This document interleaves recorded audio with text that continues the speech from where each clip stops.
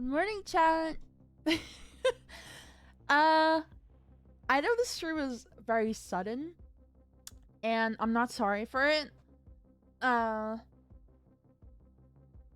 However, I bring good news.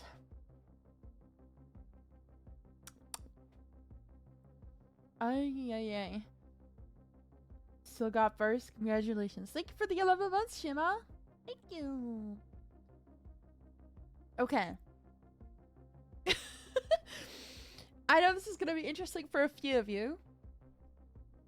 Oops. I ended up writing 8 pages of my fanfic, or rewriting 8 pages of my fanfic.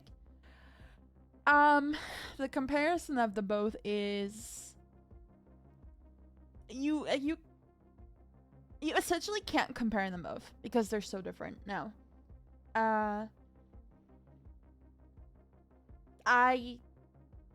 The amount I've written so far barely amounts to anything I wrote in my old one. But the old one was like 20 pages. Like, what I had written was around 20 pages, and I'm already at 8 pages. And it is like news first day on the base. Just to put it into perspective for the people who were there for the old fanfiction yesterday or the day before, I don't remember. Yeah, there's quite a difference in quality, let's say. It's quite noticeable, even with just how I've written. Okay, now the part that I know you guys are not going to like.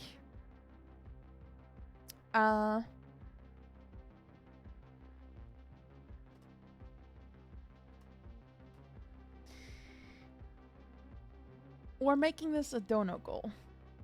Because I'm cheap like that. Okay? I don't care. I'm gonna read it out loud to you guys on stream.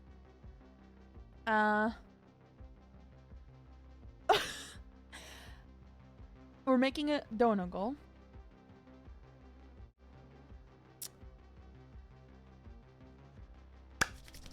And it's going to be right there. We're gonna pin it. I can't pin the message. Why can't I pin messages in my own channel? Hello? Thank you. I don't know. For some reason it did not let me pin it. Next time.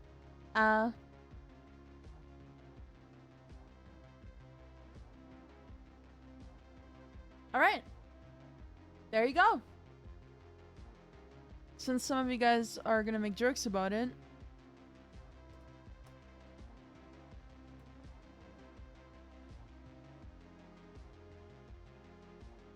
there.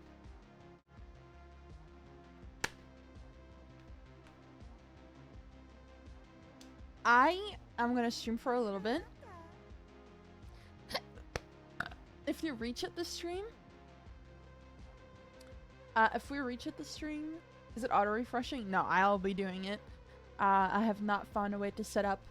I have not found a way to set up that with Buy Me Coffee yet. So I'm just gonna be a little disgusting chud and do this manually.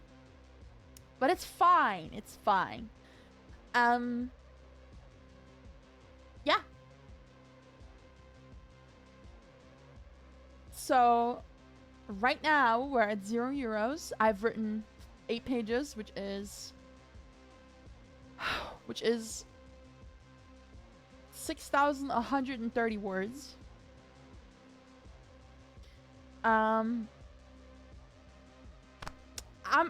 You guys decide whether or not it's worth donating for. If you reach that goal this stream, I will read it this stream. If we don't reach that goal this stream, I'm not gonna read it, and I'm going to keep working on it. And since we're gonna have more, I'm gonna increase the price with each page added. With each, like, with more words, with more content added, the more expensive it gets. Obviously, if we do hit the goal of 300 this stream, and I end up writing another 5 pages or 6 pages until next stream, I'm not going. Oh! Was that 5? Okay, it was 5. It's so fucking loud. I keep forgetting how loud it is. At least I won't fucking miss it, huh? Thank you, Slam, for the 5. So, obviously, if we reach the goal tonight, I'm not going to add the price of the current 8 pages. But if we do reach that, if we don't reach it, and next time I come on stream and I have more pages, I will add that price. Yeah. I'm predatory, so... No, but seriously, this is a lot of work. I sit here for like hours, and I write a lot. And I put a lot of effort into it. I initially wasn't going to do this because I just felt like... It felt very cringy toward my old fanfic. So I wasn't gonna do this, but some of you guys even liked it.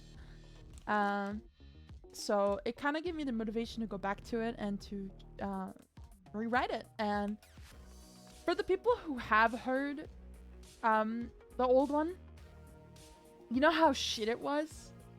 Well, I've worked over a lot of the bad stuff and a lot of plot holes. The plot isn't still going to be good because it's for fuck's sake, it's a self-insert fanfiction for Metal Gear Solid 5. So do with that what you will. Holy shit. How much was that? 10. Jesus, what are these tiny donations? It's like you guys don't even want to hear it. Thank you, Slayer, for the 10 euros. I was trying to look for Yaoi on Galbora. I'm sorry to hear that. Jesus. Come on! Put some effort into these donos. You guys want to hear it? Oops, it did not update. There we go.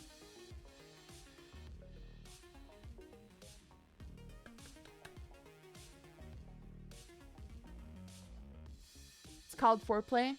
5 and 10 euros is called Foreplay. I'm going limp.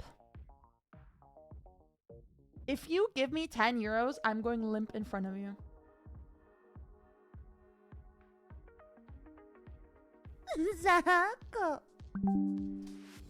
That was 69 euros. Shaggy. Are you kidding me? You've got to be kidding, right? I have to do the calculation now. Jesus Christ. Okay, you know what? Hey Shaggy. Hey Shaggy. I meant to say hey Siri. Hey Shaggy, do the math for me. What's 69 euros plus 15? It's 84 euro. Dude, I'm not doing that shit, man. I don't give a fuck.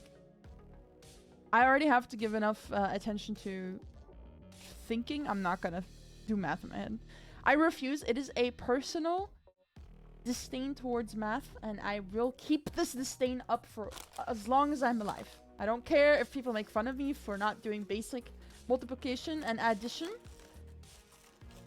and I don't care. I don't give a fuck. I don't care. Make fun of me all you want. Not my problem. Hey, she can do basic addition. School's gonna be fun for you. I don't give a fuck. Dude, I fail one class. Boo-hoo. Who cares? Who cares? Thank you, Shaggy, for the 69 euros, though. Have you ever been to Lidl and gotten a cronut? Dude, I didn't even know that they had cronuts at Lidl. Maybe my Lidl just doesn't. Or our Lidls. I know what a cronut is, it's just I don't think I've had them. Single digits are better anyway.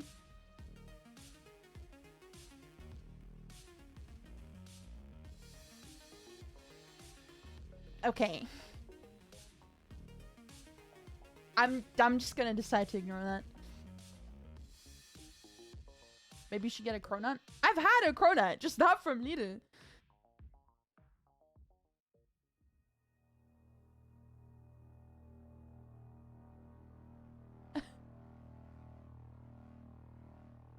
Paying thousands of dollars to do a fraction of the fucking work you do in class in Europe. Alright, I'm not starting this conversation. I'm not dissing Americans on this stream. Not today. Brezel? Bro, brezel is amazing. Like, a warm brezel in the morning. Delectable. Okay, whatever. Back to the topic at hand. I put a lot of effort into this. Okay, like I know I said it before, and I know I'm repeating myself, but I'm being serious when I say there's a lot of effort in this. There's a lot of detail. I tried to make it a little bit more like I wanted it to be a little bit more like you could get into the story a bit more. And I just wanted the characters to be a little bit more fleshed out, you know? Hey! I'm bigger than a cronut. What the hell? I don't fit in your hand. So, and before anybody gets their hopes up, there isn't not safe for work. There is no not safe for work in this part. The end leaves to hope. However, I cannot put not safe for I cannot read not safe for work stuff on stream anyway. So when not safe for work stuff does get added to the fanfic, it'll be read out on Discord. In the Discord voice chat where I'm reading and you guys are muted. So just a reminder. The bot is still down. I keep forgetting to figure it out, but there.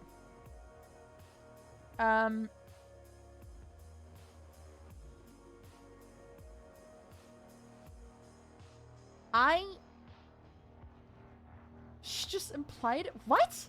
And you saying those two fucking words, oh my god. Little triggers me more than that.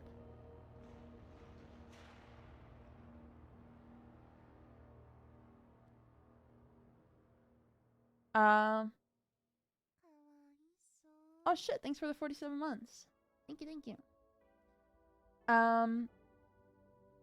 Only thing I'm gonna say is I think it'll leave you guys excited for more to come.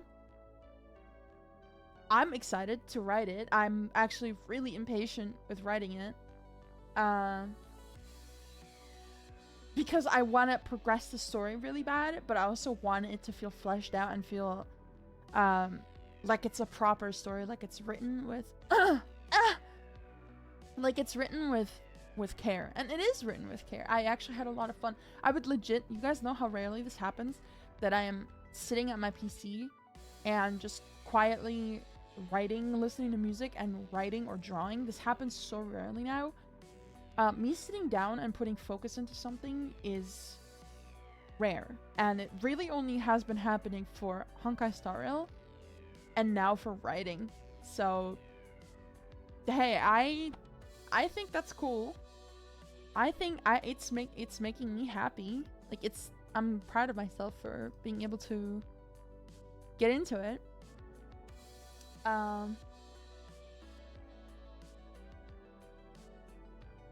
So I think it was a good idea to get back into it. And it's definitely fun. I've also created some illustrations on MS Paint just to create a visual sometimes for you guys.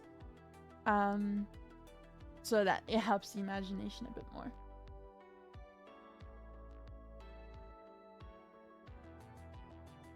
So yeah. Maybe I excited you guys a little bit more. Again, I personally I'm excited to keep writing this because it's actually exciting and fun to like keep thinking of ideas and like how the story progresses, etc. So I'm excited to write this. I would appreciate you guys' support. This money is gonna go towards me going to the Honkai Star Rail event in Germany and spending money and being able to pay for gas, because gas is really expensive right now. So I would appreciate it as well. And obviously eating, etc.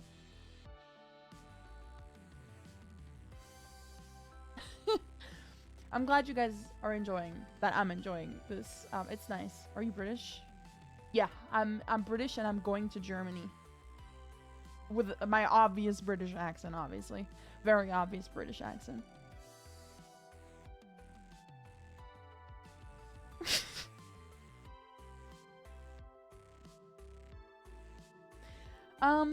It is what it is. Gas prices are what they're at.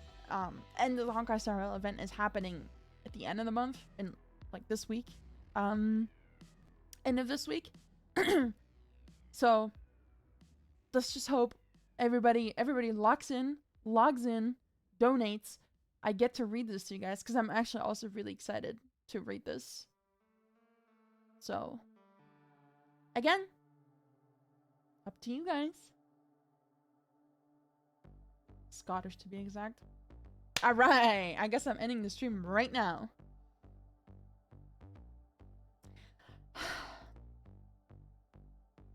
You guys really don't like me streaming, huh? Is that why you always try to get me to stop? Bastards. Less bad jokes, more donating, okay? Blah, blah, blah? No. Ka-ching? Yes. Hello. I mean, I'm still not decided on the name for the fic, honestly. I need to like I lock in.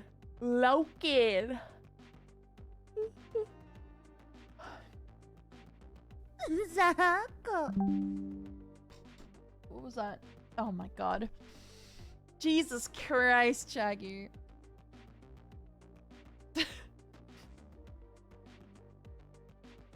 What's 84 euros plus 31?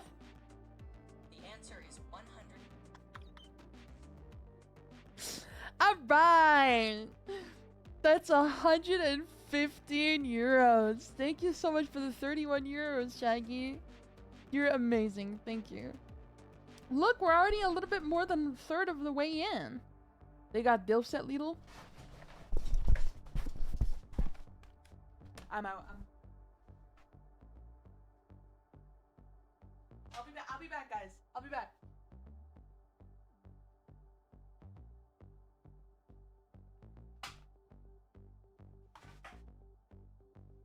I'm back. Okay.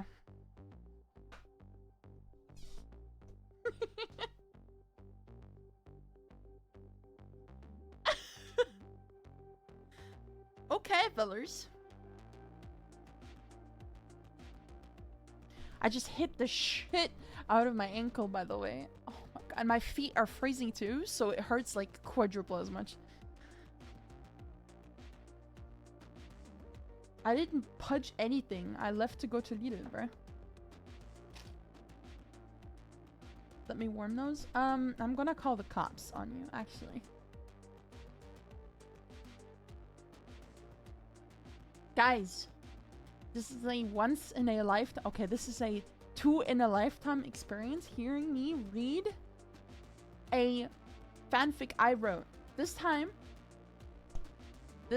it's not written by 15-year-old me.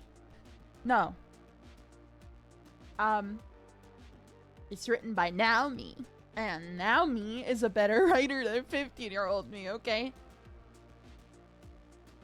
There was a whole different purpose behind the fanfiction of then. There's still a bit of that purpose within this fanfic, and it is still going to be added and obvious.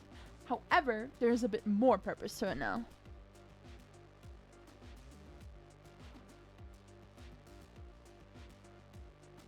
And you'll find that purpose to be quite pleasing.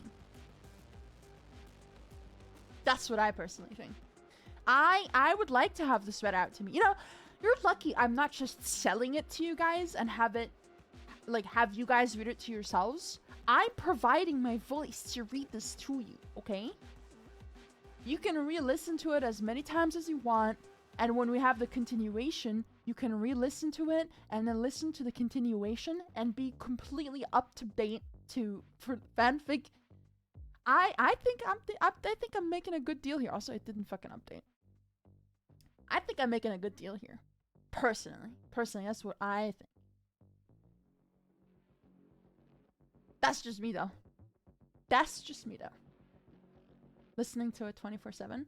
I mean, look, I can only do so many voices, and especially male voices. I will still try to deliver the voices as much as I can. So yeah. So you'll have a bit of a performance too. That old guy voice, right? Yeah, with me losing my voice the way I am right now, it might work a lot better than we would expect.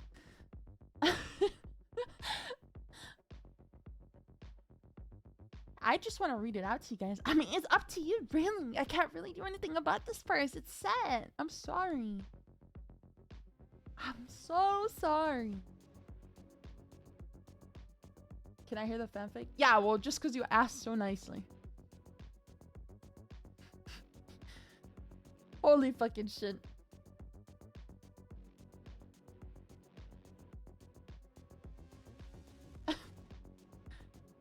Fellas, we're already 1/3 of the way in there. Okay. We just gotta triple that. We just gotta triple that amount real quick. Okay, Shima. I would still sound like myself. It's supposed to be an accurate self-insert, remember?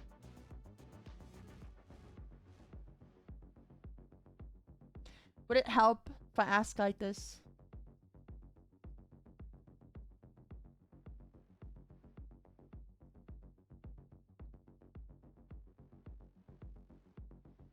Please donate. You want to hear the fic too, right? Okay. That's saliva. I'm drooling. I was a little too excited. Sorry about that.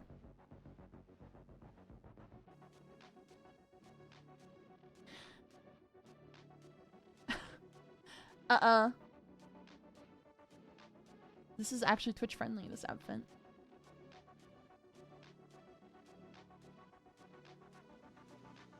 And you should do it again, Shima.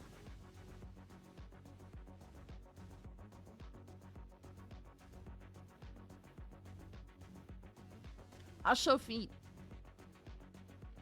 I'll show feet if we get to 300.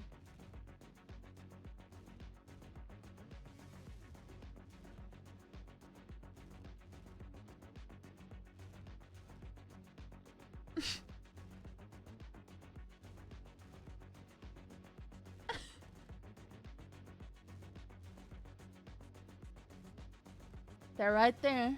You can barely see them, but they're there. You can almost see them. Almost. Almost.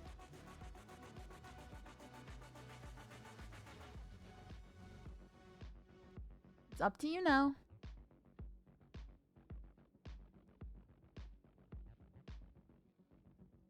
Oh. Oh. Close. We're so close.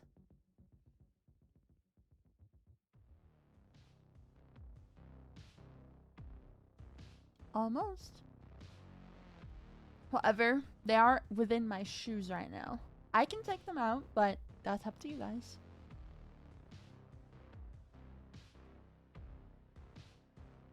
That's up to what you guys do now.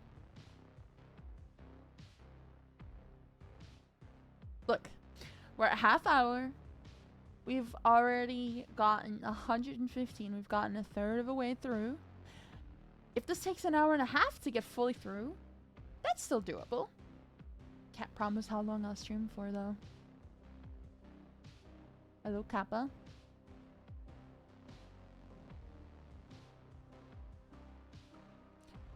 I mean, I know that... How much was that? Slum. Thank you, Slum, for the 50 euros. I didn't expect that at all. I don't need Siri for that one. I knew that by myself.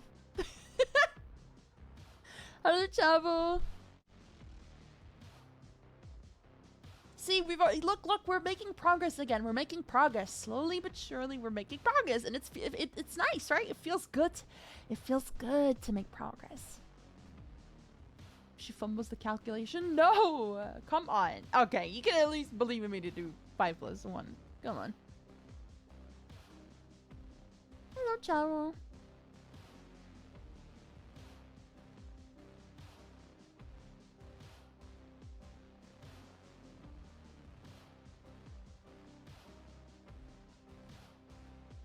It's okay, Kappa. There's gonna be multiple streams where I do a cumulative donation goal to read the rest of the fanfiction. And I can assure you, I'm pretty sure the next time I do this dono goal for the fanfiction, there's gonna be content that is a little bit more catered towards you guys' wants. One could assume.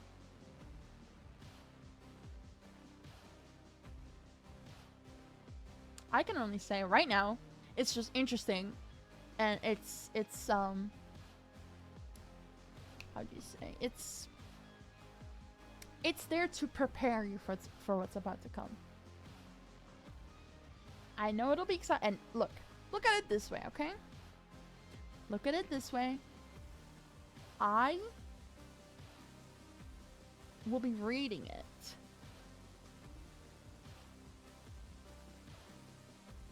I didn't say it's going to be more expensive. I said depending on how much more I write, I will adjust the price.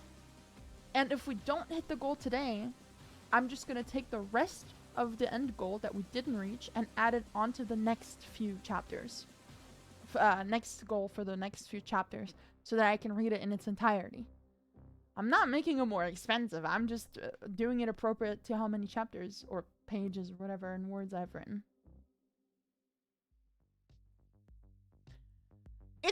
It is a lot I've written. I'm not trying. Okay, look, I'll send a screenshot of how much I've written. I don't even think it'll fit onto one page. No. It won't. I will post how much I've written into general chat.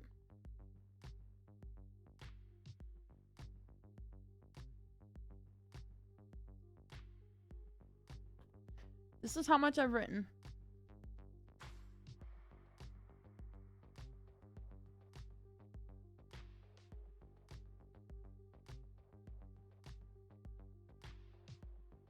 The link, it's all pinned. Everything's pinned. I'm good. We're just getting some donations together so everyone can hear me read my fanfiction in the first 8 pages of my fanfic. We'll go right ahead, Shema. Start.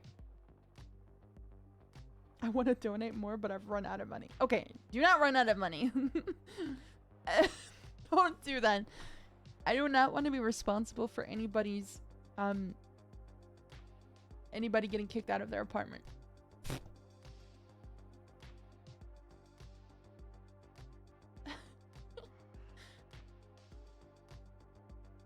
I'll definitely continue writing again. And I will update you guys on how much I write. And on Discord. And then if I feel like I've done a substantial amount, I've written a substantial amount, I will just like, I will redo a stream where I'm like, hey, let's get money together so I can do the reading for you guys. No, it's gonna be my neighbors, Shima. That's the people I will kick out. Fuck those guys.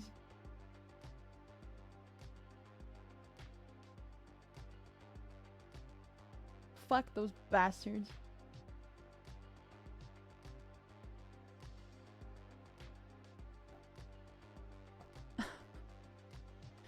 Give it some time, Slam. I'm sure people are still trying to pull out their wallet.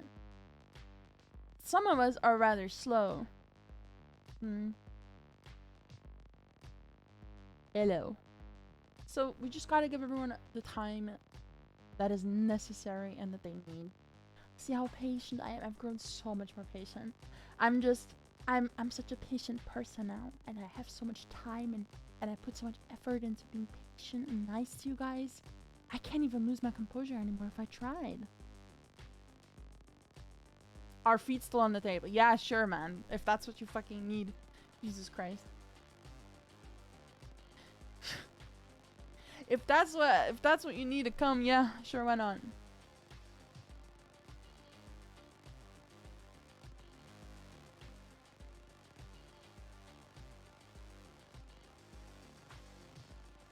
Oh my goodness. I have no words for this behavior.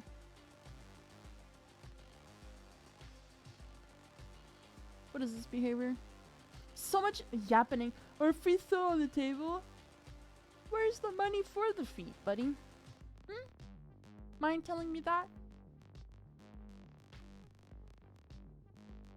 Two kinds of people here? I know, and it shows me what kind of person you are.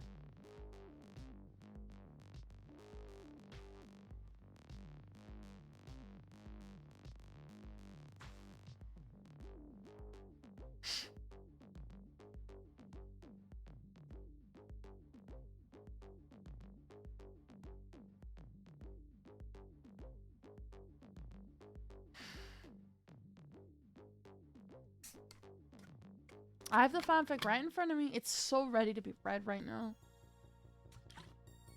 It's just waiting to be read. It's like sweating with anticipation. And so am I. I want to read this shit to you guys. But I have to stay true to my word. I can't lower it. Look how close we are. We're almost 2/3 of the way in. What's the fanfic about in 2 sentences? It's me self-inserting into the world of Metal Gear Solid 5. It's a rewritten version of one that I wrote when I was 15, which is quite a few years ago now.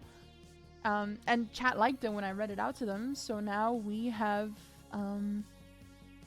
decided that I will rewrite it.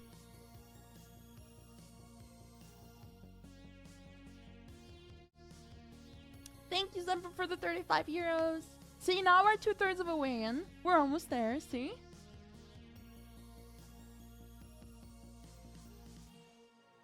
We're almost there. No, I'm not finishing it. I'm rewriting it completely. I'm taking the gist of it, but I will be rewriting it essentially completely. If you want to have a read, or if you want to have a listen to, if you want to have a listen to a good part of the old one, it's in the last VOD, or the VOD before that, I think. I don't know. I don't remember. Thank you for the 35 Slime. Thank you. So yeah, that one is not good. It's very bare bones. It has an idea. I'm a fucking unkillable character essentially in that story, and it's a bit awkward and weird to read, and it's very obvious that it's written by a teen who just wants to be the cool character with the guy she has a crush on. So I wanted it to be a little more interesting to read, and it not just being an obvious a thirst trap for myself.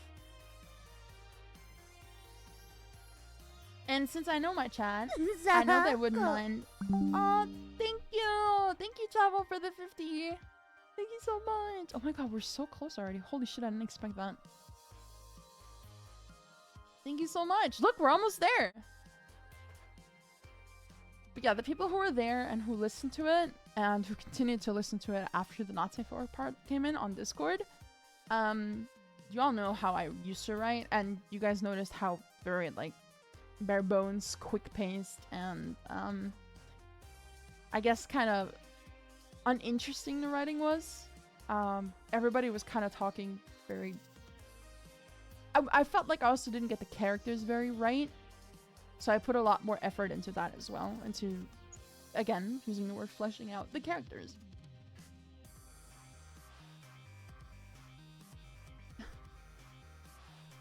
Okay, motivation for the last stretch. She spared us one of the, a few of the cringiest lines. Oh yeah, I spared myself from it too. Because I don't think I would have been able to do it.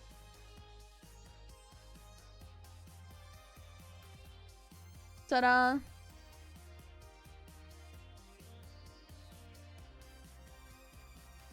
I know that's what you wanted to see. Good boy, Max.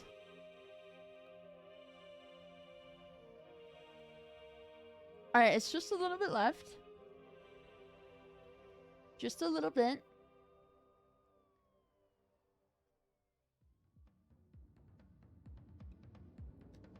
Just a tiny bit.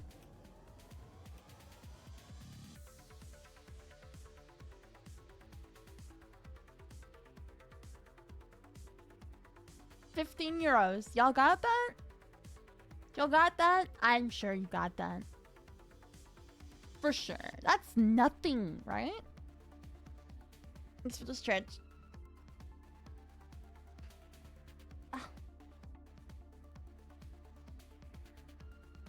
Alright, I'm not doing that.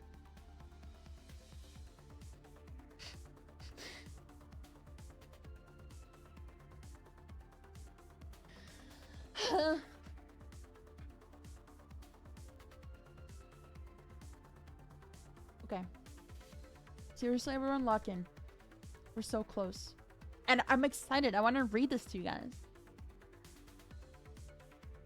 Part of me slightly regretted putting it that high, but hey. Not anymore.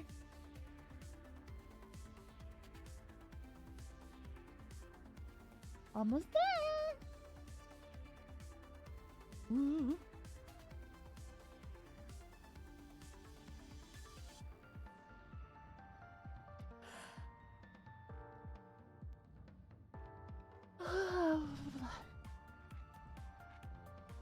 We're so close, fellas.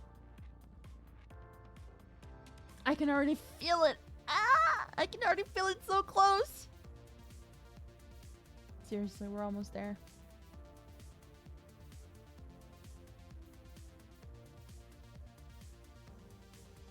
Okay, I'll talk a little bit more about it, maybe to excite you guys. For future reference, this fanfic is quite detailed. It goes into depth. It talks a lot about what's going on in the situation. I want to put even more depth into it with the following chapter, the following things that are going to be happening. And those following things may include stuff that you guys may be excited for too. You know? 15 more euro, indeed. So, if you're willing to support this creation of mine, then I'd be more than happy to keep writing. That's a motivation for me too, you know? I'll gladly take the motivation if you're so willing to give it to me. Like, you guys have a choice. I mean, you do have a choice, but do you really? Do you really?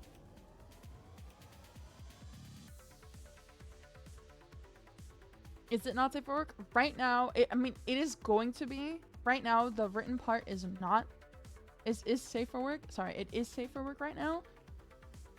And the parts that are going to be not safe for work, that I'm going to still be writing, are going to be read on Discord and not on Twitch, because I cannot read it on Twitch. Someone donate Foyd. Who called me Foyd? What the fuck? Was it Zepper? You say Elfoid? That's a Elfoid? That's fucking hilarious, actually. That wasn't me. Mm-hmm. Oh, I fold? I thought that said Elfoid.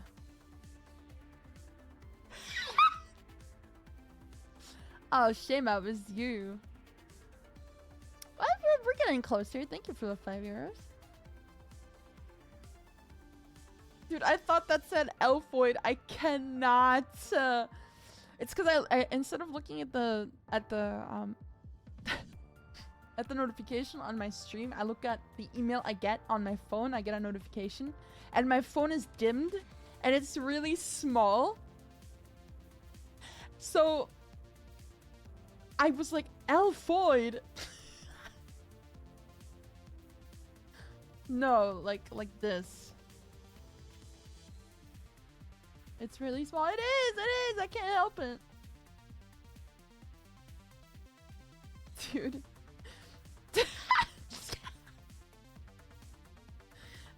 Come on.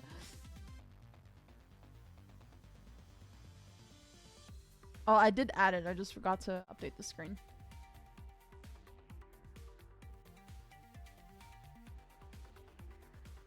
€10 more. That's all that's left. I know we can get there. For sure. I know. You guys got €10. See, if 10 of you donate €1, we'll get there. Or if 1 of you donates €10, we'll get there. It'll be entertaining. Surely. I found it quite entertaining. I mean, I read through it multiple times. I actually had a lot of fun reading through it. And obviously, it was to correct any kind of mistakes. That's a €9. Jesus fucking Christ. Are you fucking kidding me?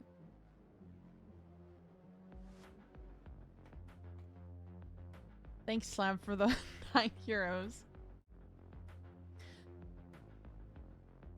God damn it. You've got to be kidding me. If I donate €1, I need to find another 99 from somewhere. Well,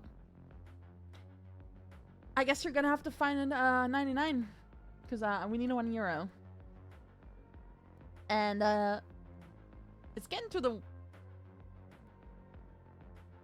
50-minute mark soon. Twin, can I have $1? I'll think about it. $1 wouldn't even equal €1, so.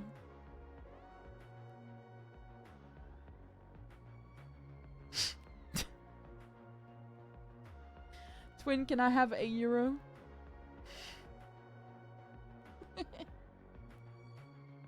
Twin, please, can I have €1? Please, Twin.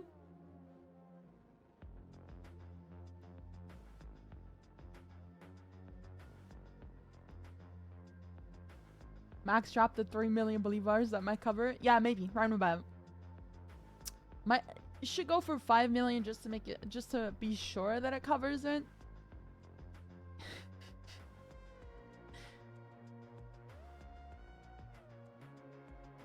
Oh, Max.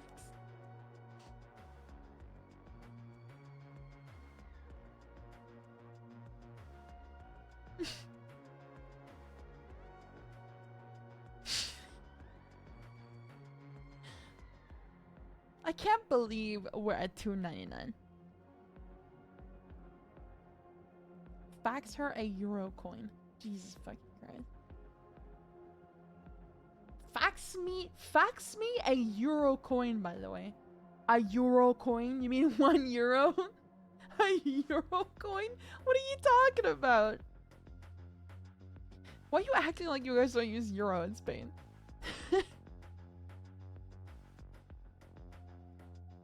Hey. Stiggly Wiggly, never settle for less is all I'm gonna say. And it's not like it's not forever gonna be unrevealed. It'll just have to go over into the next stream.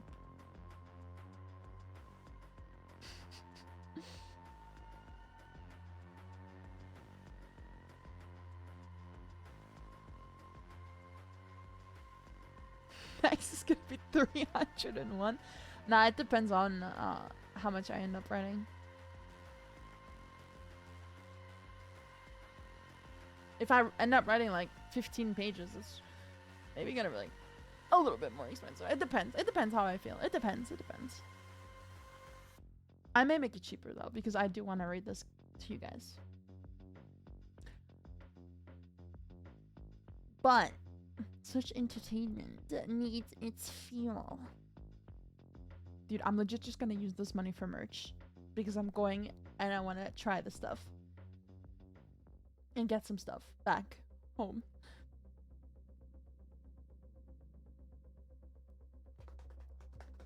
Ooh. Ooh. We're so close. I know we are. It's crazy how people were so willing to do like 50 or like 60 died or 30. But it's hilarious how everyone staggers at 1 euro. I'm not making fun of anyone. I just think the situation is hilarious.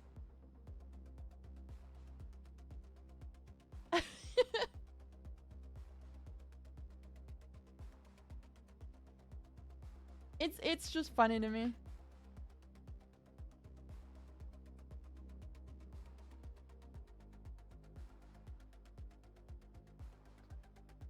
Feet too soon. Everybody busted already.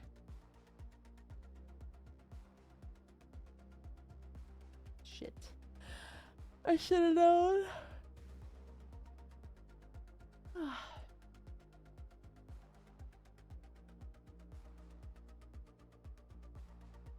Mm-hmm.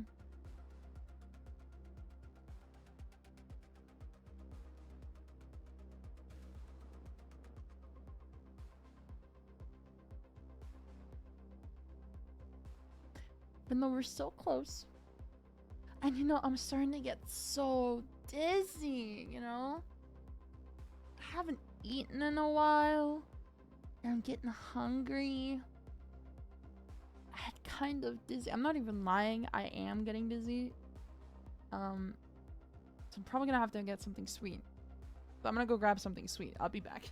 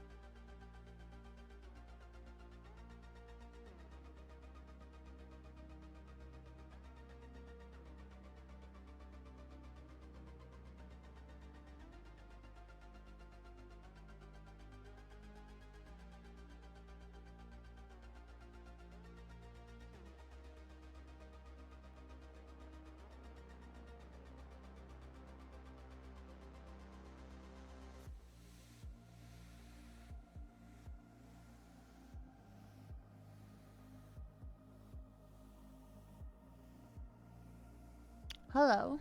I'm back.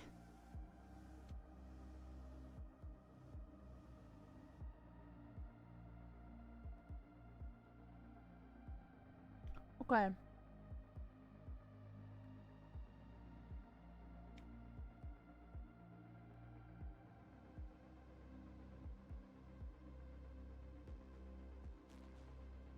Oh my god. I didn't even get to finish those gummies. It was just too much. Zako. What?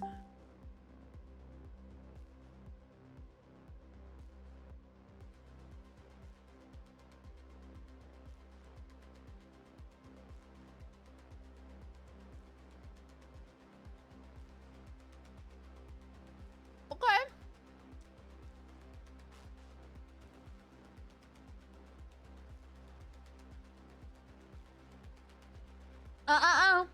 Money overflow is not.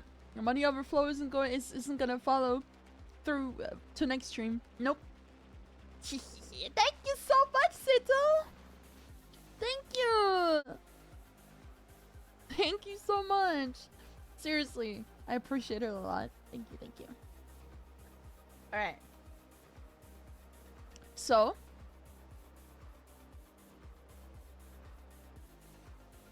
I'll show you guys the current design of Mew within the story. Okay. So this is a drawing I made on MS Paint to give you guys a visual. What the character looks like.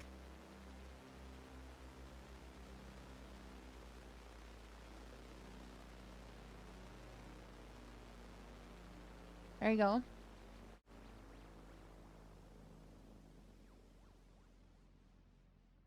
This is what our character currently looks like.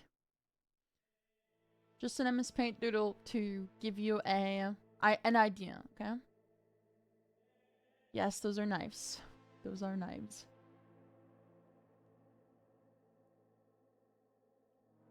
Okay. Are you guys ready?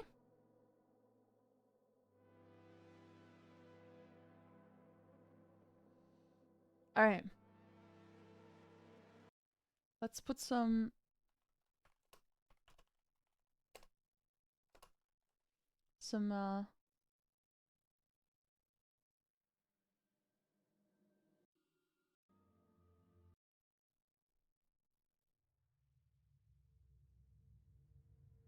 Start, okay?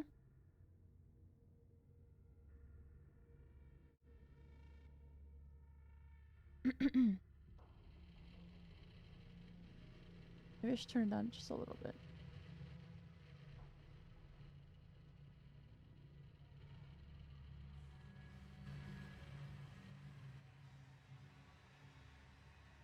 There we go. Okay. Do you guys let's make it a little bit moody, okay? A little bit moody. Hold on.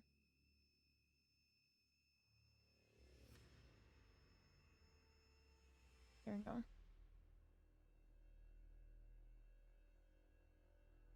Okay.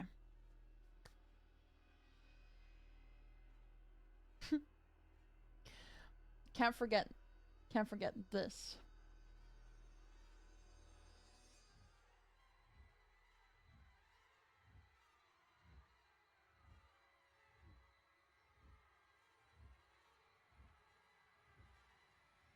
Okay. This is so stupid. No! There. Okay, Slam accidentally deleting messages, I assume. Okay.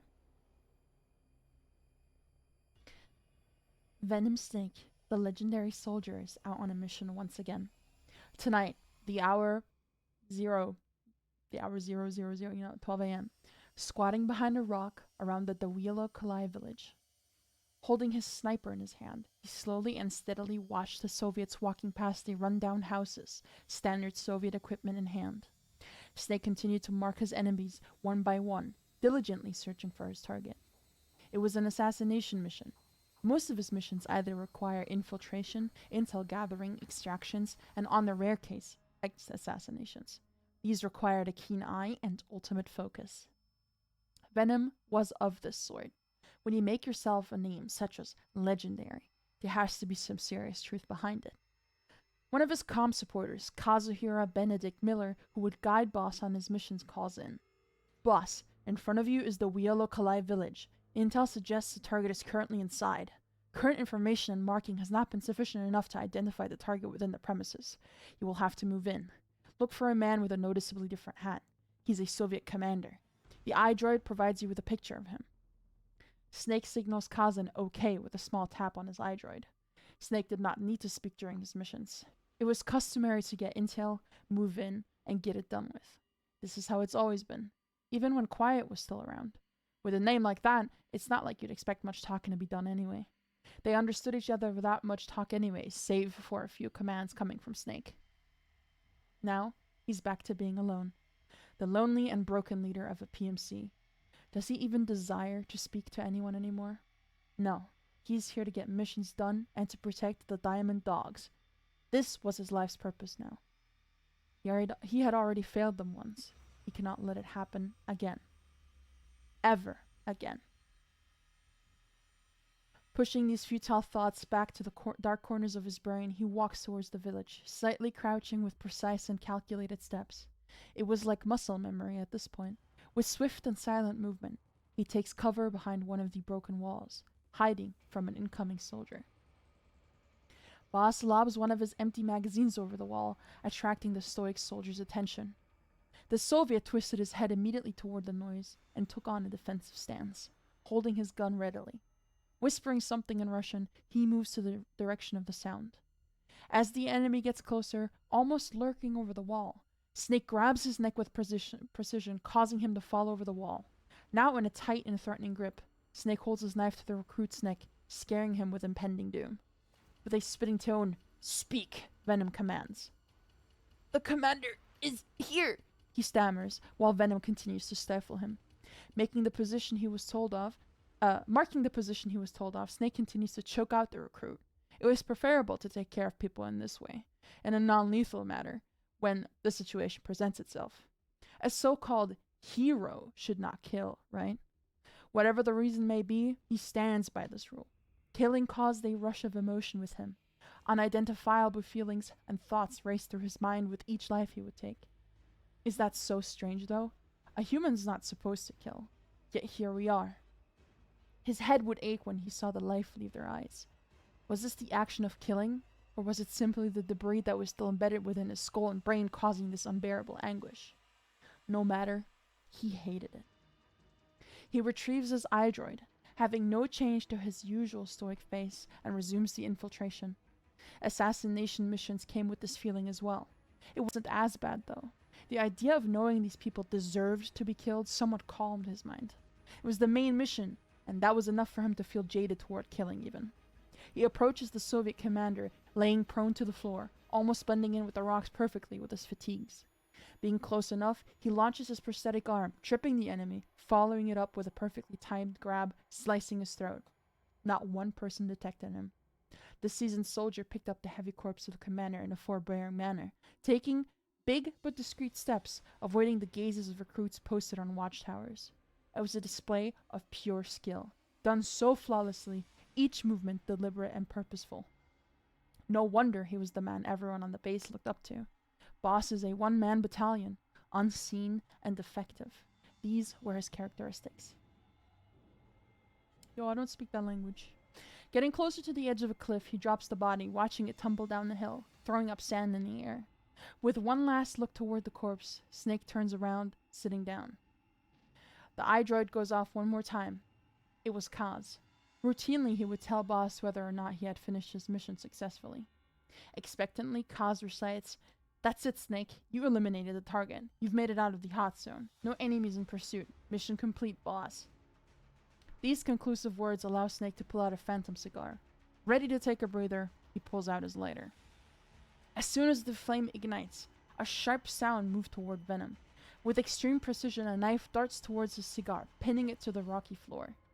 Snake rolled behind a large rock without hesitation, calling in with Kaz. "Kaz, there's an enemy. No visual. They threw a knife toward me."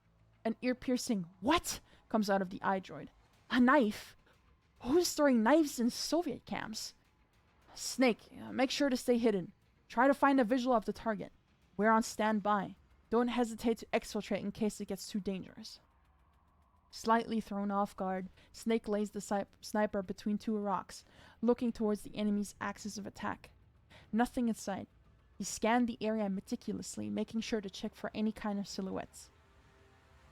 Staying hidden, he uses the barrel of his sniper to move the knife thrown earlier toward him. He put it in his pocket, making sure nothing else touched the knife. With a quick electrical buzz of the iDroid, Snake signals Pequod for departure. As the helicopter started nearing the rocky floor, Pequod is audible through his iDroid. "I've arrived at the LZ, boss. Ready for withdrawal? Venom effortlessly leaps into the chopper, looking out for any incoming projectile. A sudden attack from unsurveilled and desolate areas within the random Rocky Mountains of Afghanistan was more than abnormal. particularly with weaponry like throwing knives. Everybody dealt in guns or other forms of artillery. Snake pulled out the knife and inspected it closely. It was wrapped in crude leather and had visible scarring. Somehow the blade was kept perfectly sharpened. Nothing else was of note. More worryingly, they do not know of anyone dealing in bladed weapons. The chopper neared the landing zone of the commando platform. Venom is looking out onto the dark Seychelles waters, lost in thought, expression unchanging. We've landed at LZ. Welcome back, boss. Pequod's words pulled Snake back to reality. Giving him an approving nod, Boss hops out of the chopper. Kaz and Ocelot were both waiting in fearful anticipation in front of the LZ. Kaz's coat fluttering in the wind procured by the chopper. He walks towards Snake, hastily moving his crutch with his feet. Boss, we need to figure out what happened. I've made a few searches within Intel but could not find any kind of information on bladed weaponry. It is completely absurd to imagine the Soviets or Zero using tactics like throwing knives. It just doesn't make sense. Venom pulls out the knife and presents it to them both. Ocelot buds in. This the knife? Looks quite rudimentary for equipment, don't you think, boss? He gives them both a quick glance. Have it analyzed for fingerprints immediately. I want everyone in R&D to testify whether or not they've seen crafts like this within their prior units before. As Kaz was about to seize the knife from Snake, he quickly pulls it back. Ocelot, take the knife. Make sure not to touch evidence without gloves, Kaz. Flustered, Kaz clicks his tongue, upset at such fatuous oversight. Abruptly, Kaz mentions, I've sent more missions to your iDroid. Be wary, they may attempt to intervene with active missions. You cannot be spotted, boss. I know you're always vigilant, but this is unforeseen circumstances that can corrupt your usual natural flow of work. Kaz turned around with one more small glance towards Boss. He made his way off of the platform. Snake, without much thought, pulled out a second Phantom cigar, this time actually able to smoke it. Time passes, 12 a.m. This time, out for a side op, Snake is looking to extract one of the wandering Mother Base soldiers. It's gut-wrenching, seeing these lost souls wandering the emptiness of a sand-ridden maze. 9 years have they been lost for. 9 years of confusion and delirium. At least he could give them a second try at life, if at all possible. The reminder of these traumatic events always caused a physical reaction within Venom. Even if not visible to the eye immediately, clenching his jaw, balling his fist, one of the few things he could not completely disregard was the pain they all had shared 9 faithful years ago. Even with pain in his chest, Boss marches with resolve, closer and closer to the approximate location of the lost recruiter's sighting. Unexpectedly, he heard a girlish voice coming from beyond a few large rocks. Why do you look so disheveled? Do they not take care of you over there? Manly whining and struggling can be heard beneath the loud and overconfident girl's voice. Snake lurks above the rocks, catching a glimpse at them both. It was a man in their old uniform, no doubt. The girl he could not identify. She is pointing something at the lost soul beneath her combat boot. Venom squinted his eyes at the object. It glared within the sun. It was a knife. As soon as he made the connection, a hurried voice started speaking to him through the intercom. Boss, we found her. We know who she is. She looks rather young on the pictures, though. We don't know if the info is updated or not, but she was sighted at multiple Soviet encampments and outposts. She may be a part of them. Proceed with caution. Boss answers with a deep rumbling voice. Yeah, I have a visual. She's interrogating one of our old recruits. I don't know what she wants. The girl's ears perk up unknowingly to Venom. She now speaks in a louder voice, making sure he hears her thoroughly. Bring me to your base of operation. I need to meet your boss. I have important matters to discuss with him.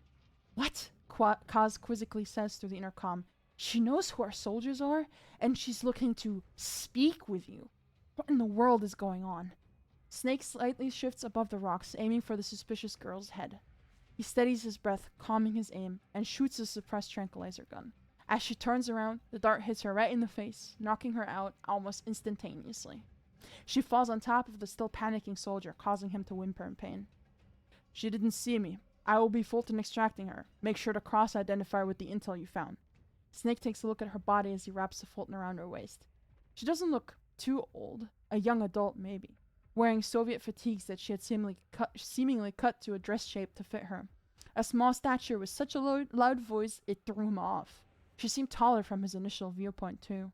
He caught a glimpse at the strap around her thigh. It was filled with knives, similar to the knife Venom had retrieved from the cigar last time. She's on her way. Understood, boss, Kaz responds. But, boss, is that actually you?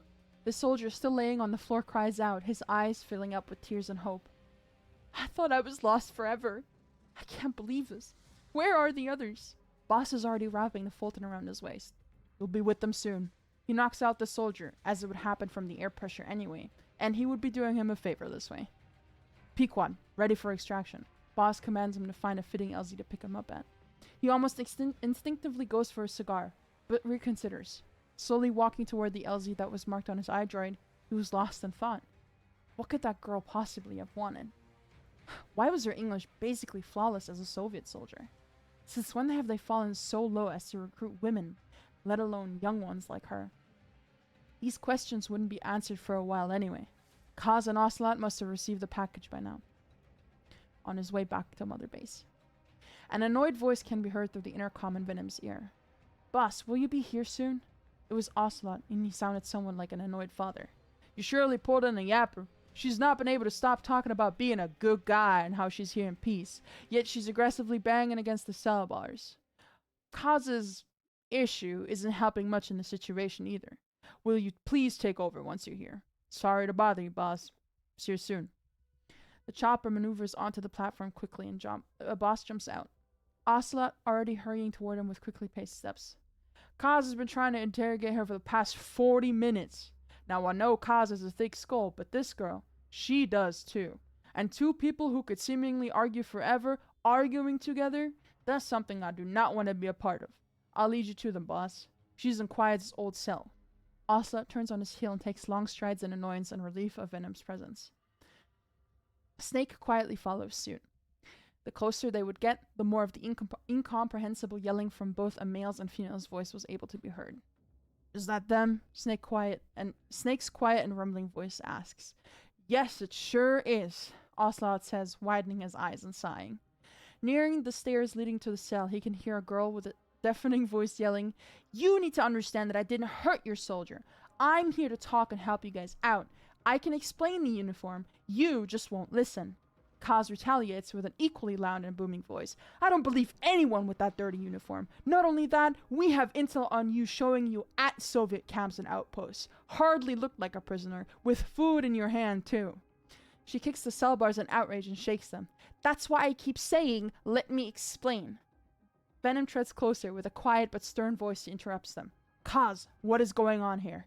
Subtle Kaz faces Snake full front and gestures towards the angry girl within the confinement. I believe you've brought a true troublemaker here. She's very obviously wearing Soviet fatigues that were modified. As I said, she was also sighted at these outposts, sitting on ammo crates. I don't trust her one bit. She knows our names, boss. Boss throws the girl a glance and she gives him a slight smile. The intent behind her smile was indecipherable. Was it happiness? Pride? She caught his attention, that's for sure. Her grip on the cell bar tightened as she said, I used to be somewhat a part of them. Now I'm a deserter. You don't understand the things I had to go through. Going AWOL was my only chance at life. The girl's smile faded and her eyes formed dangerous slits, eyeing Kazuhira. Kaz scoffs in response. Yeah, they couldn't have given you a worse story to recite. Getting a female to do it to make it more convincing was a great idea too. Definitely not on the nose. How stupid do these idiots think we are? Ocelot begrudgingly admits with his hands on his hips, I do have to say, I agree that it is rather strange that she knows this much about us.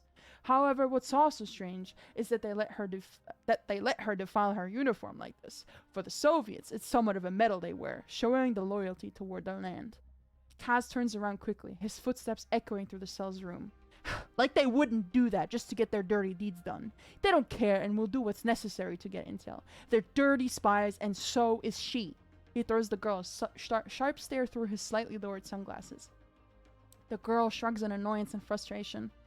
I told you to search me in entirety. You can take off my clothes, you know. I don't have anything on me. And look at where we are. We're in the middle of an ocean. If you checked me and made sure I didn't have any way to contact anyone, you would know I'm pretty much helpless here. Think I'm gonna swim back to shore? Yeah, right. Just admit that you have trust issues. No one will blame you in this world. Ocelot shakes his head with a slight giggle. Sharp tongue, this one. Kazuhira steps closer toward Asa, now pushing his pointer finger onto Ocelot's chest with just enough pressure to make him stumble. This is not a joke. She could be an assassin for hire, to kill either of us, to kill Boss. Let me interrogate her.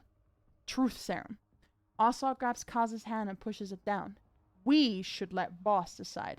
He's the one she said she wants to talk to. How much harm can be done with letting them talk? He throws Boss a look, expecting a response from him. Venom notices and faces the girl again, his hooded eyes boring into hers with an inscrutable face. I'll take care of this, Kaz. Kaz, now even more impatient, hits the cell bars, causing the girl to lower into a defensive state. Boss, you've got missions to take care of. I could easily solve this with intense interrogation. We have the technology. No matter how much of a thick skull the soldier may have, we will break their will and get what we want out of them. Boss takes slow and deliberate steps while talking, each word with purpose and confidence. We are better than that. If talking is what she wants, talking is what she gets. We'll decide from then on. Boss was towering over Kaz, nodding at him to get out. Defeated, he whispers, Of course, boss. We'll be outside if you need us. Ocelot gestures towards Kaz to go up the stairs and follow suit. Now, they're both alone. The girl gets closer to the bars again, holding onto them with both hands. Finally! How do you get anything done with that married couple arguing?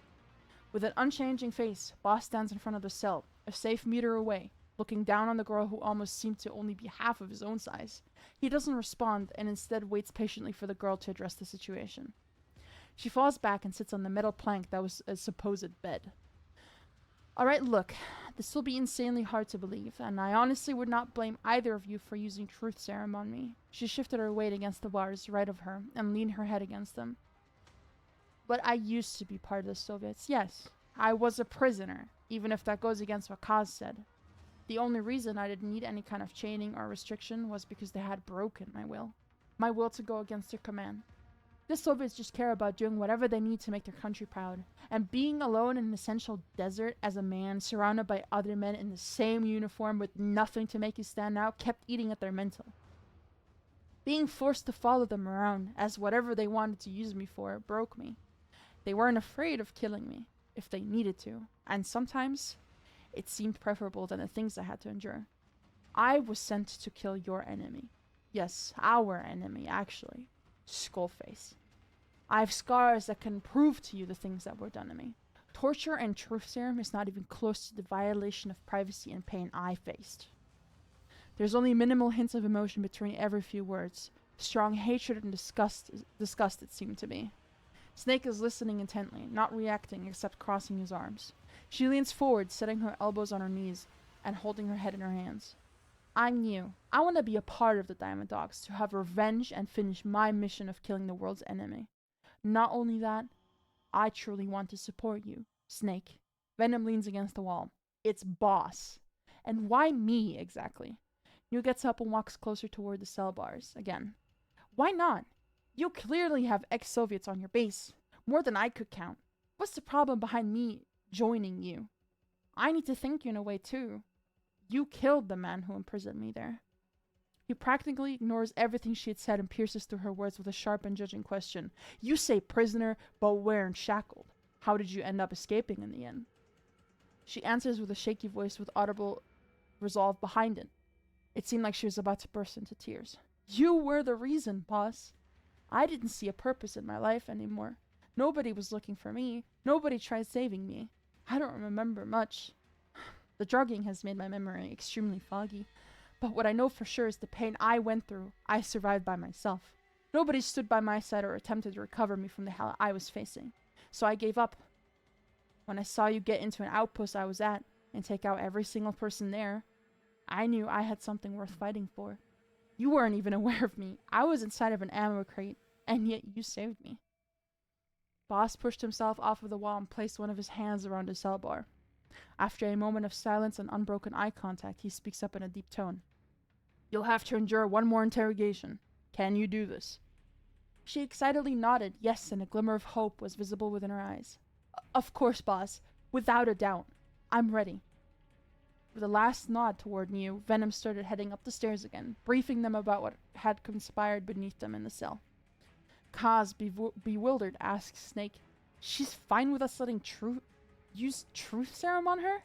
Ocelot raises his hands to the side of his head. "I say she's innocent, but we'll figure that out in due time." Kazuhira started making his way toward the interrogation rooms. Without looking back, he hisses, "Yeah, we'll see about that. We don't need another Huey double-crossing us." It is a fanfic, yeah. Ocelot faces boss, giving him a quip, "Well," and following Kaz. "I'll make sure things go smoothly, boss." Venom is roaming the platform, being saluted by each soldier he passes. He takes the opportunity to take a quick rinse in the on-base shower. It didn't necessarily clean him, but at least got rid of surface dirt and sand stuck to his suit. He steps out of the shower and steps onto the LZ, taking out a cigar. Snake lights the cigar with his eye droid and takes a long drag, closing his eyes. He would lose himself in thought frequently when smoking, drowning out everything around him. What's he even going to do with a girl on his platform? She talked about being an assassin. How true is that? An assassin could potentially be useful in actual missions. At least he wouldn't have to do the killing himself anymore, sparing him that disgusting feeling. How much better is it to leave it to a random girl, though? Maybe it was satisfying for her to kill the ones who wronged her, but is that for the best? Time passes. 8 a.m. Snake wakes up in his quarters. He's out of breath, clutching his chest as he gains control of his breathing again. It wasn't rare to have nightmares for him. That, however, didn't make them any more bearable. Terrible memories from 9 years ago would come flooding back. Explosions and sharp pain within his head is all he could think of during these flashbacks. The faces of lost soldiers. His awakening in a hospital. Seeing people get shot, assassinated, and burnt. He sits up, starting to tie his hair back and closing his eyes. Trying to distract himself, he wonders, what happened to the girl yesterday? He put on his suit, making sure it's tucked in neatly into his boots, covering his eye with his eye patch and tightening his ponytail. Snake started heading down the stairs, nodding toward each and every soldier saluting in his way. He looks forward and stops dead in his tracks. The girl was standing in front of him, wearing Diamond Dog fatigues. She was saluting him. The fatigues were obviously too big for her, covering her entire silhouette, and she seemed to have something metal wrapped around one of her ankles. "Good morning, boss. It's nice to see you again," she proclaims with a smile decorating her face.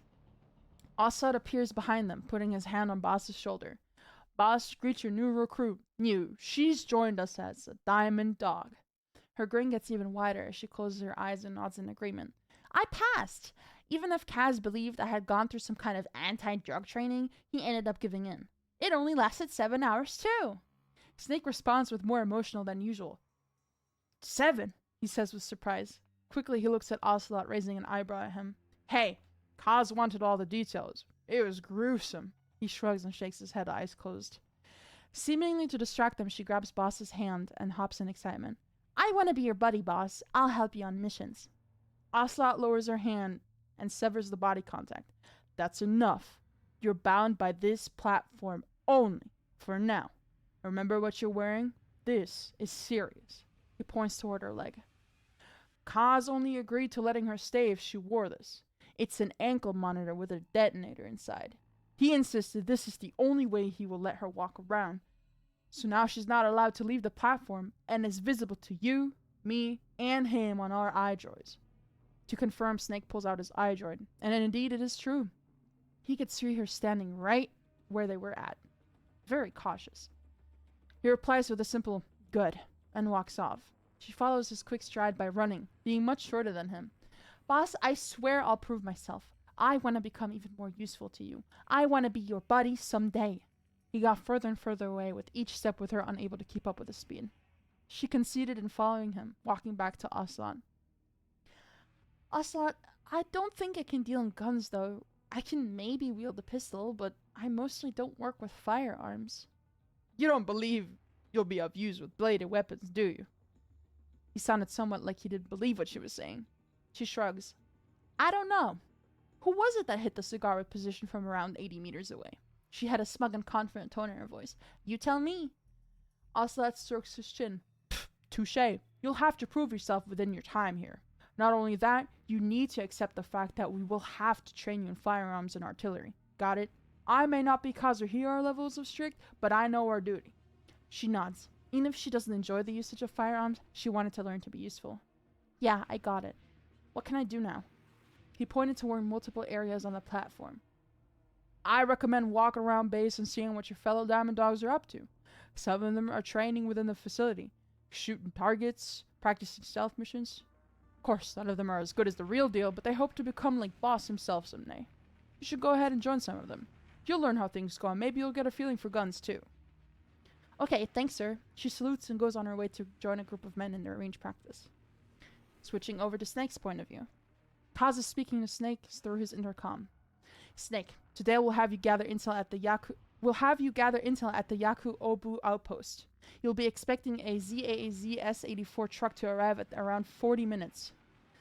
We're suspecting a high-ranking commander to be within this vehicle, getting ready to make their way toward OKB-0 to deliver important intel.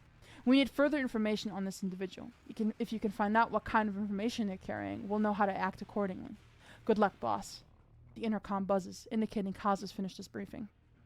The chopper nears the floor, throwing up sand into the air. Snake jumps out, landing on his feet, crouching. He was near enough to see the lights of the outpost, but far enough to be hidden from any eyes. He rests his elbows on a boulder near him. Using his binoculars, Snake searched for any kinds of information. No vehicles in sight so far. He goes prone, pulling out a sniper and following the winding of the roads up and down.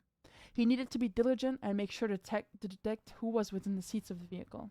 Now is a matter of waiting and meticulous scouting. Snake would become so still in these moments that he could seemingly be a part of the surroundings. The sound of wheels crunching rocks and sand came closer. His M2000 sniper allowed for 8 times zoom. He could detect the predicted vehicle nearing the outpost. That's it, boss. That's the vehicle we were expecting. I've went ahead and sent you an image of the commander we're looking for. Watch out for a man like this. Can you see anyone that looks like him in the truck? Snake slightly squints his eye as he looks through the scope. Yeah, he's in the passenger seat. Kaz lets out a short sigh of relief. Boss, we need him alive for now. Watch what he does within the outpost and see if you can find out any more details considering the information he's carrying. If possible, we should find out when they plan on heading for OKB-0. Then we can stop them on their way, as to not alert anyone any sooner than needed.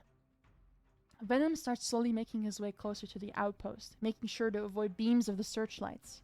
After getting near enough, he tranquilizes both Soviets operating the searchlights on the 2 watchtowers. Checking if anyone had noticed their bodies falling onto the floor of the watchtowers, he continues to sneak toward a building the commander had entered earlier.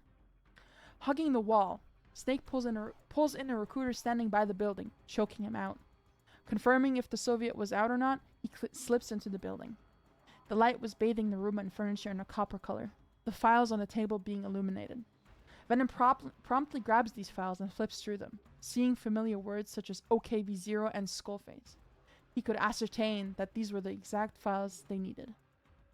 Confirming Venom's assumption, Kaz relays, "That's it, boss. We'll take a further look at these files back at Mother Base. Come back post-haste." Before the call was over, Ocelot buds in. "Yeah, make it quick, too. Someone seems to be missing you, and I'm not talking about Dee Dee this time." A sigh can be heard over the intercom before the communication was cut, and Snake started heading toward the closest LZ. Back on Mother Base. Snake is handing Kaz the files he leaves with them to analyze and translate. Ocelot, on the other hand, is walking toward Venom. "Good news, boss. It seems the sharpness from handling throwing knives was able to translate into fire weapons.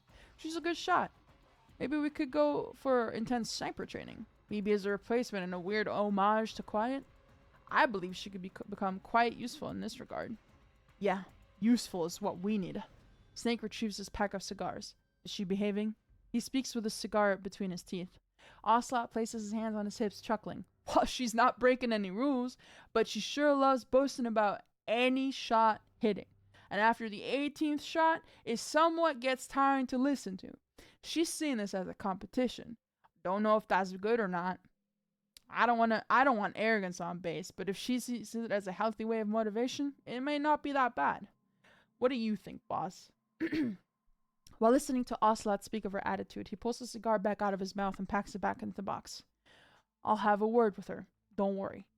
Snake strides towards the shooting range, taking quick steps. Nearing where Neo was training, he could see multiple guys upset at what was unfolding in front of them.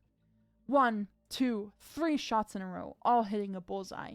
Yes! Again! She celebrates while putting on a sort of victory dance. He raises his chin as he approaches, his heavy footsteps echoing in the sudden silence that falls over the soldiers. New. Everyone's head snaps back towards the low grumble of a voice.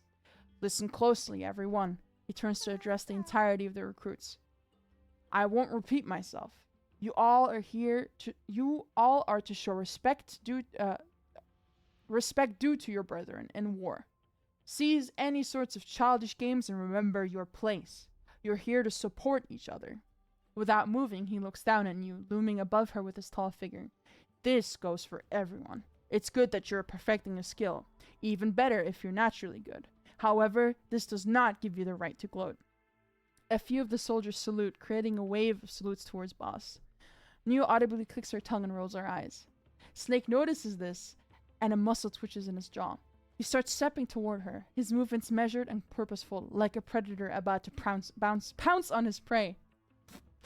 This is not a request, but an order. Failure to comply will lead to corrective measures. Understood. Growing more nervous with each word, New salutes. Yes, boss. Understood. It won't happen again. See that it doesn't, he says, not taking his eyes off of her. Snake straightens up, addressing the room at large once more, his voice carrying easily in the quiet space. Report repeated bad manners to cause an ocelot. With these last words, he steps away and doesn't turn around.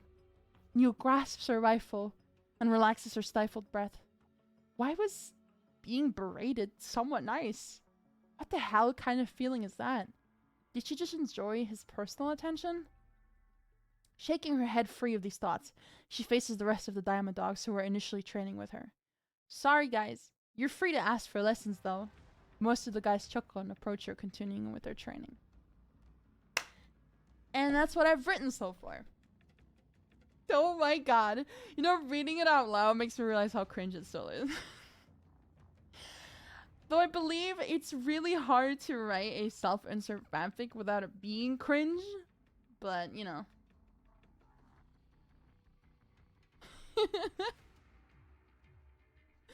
I'm really dizzy now. Holy shit. Well, I sure hope you guys enjoyed that. Expecting tips? Absolutely not. This is just a for fun project.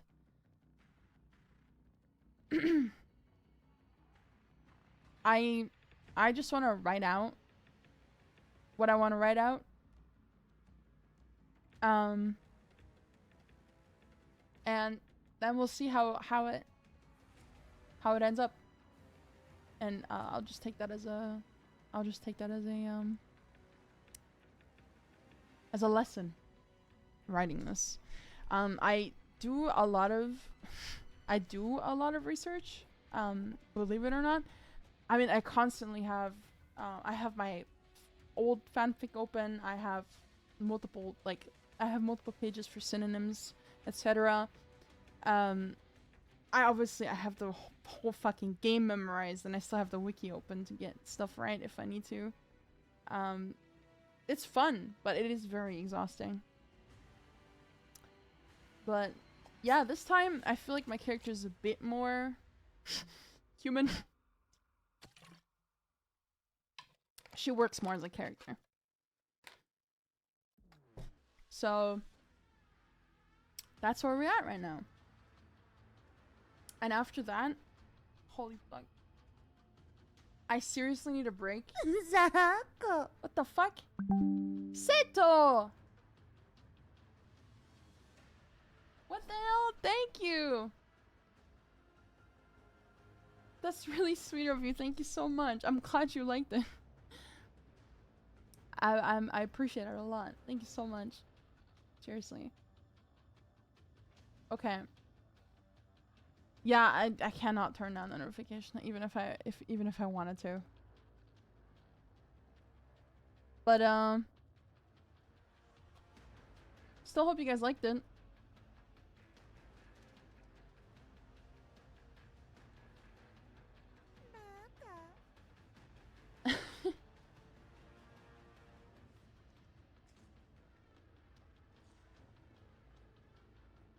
I'll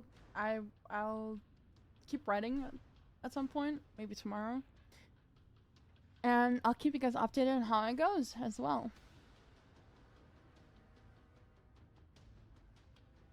I definitely know I still lack with a lot of words and like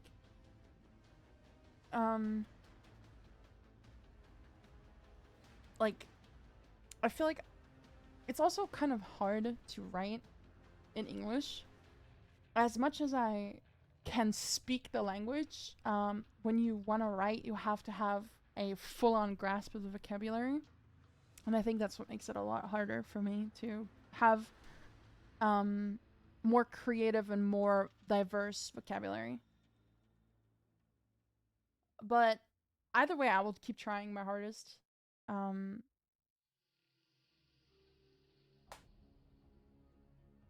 It's nothing to do with the language being stupid or anything. It's just, it's not my first language.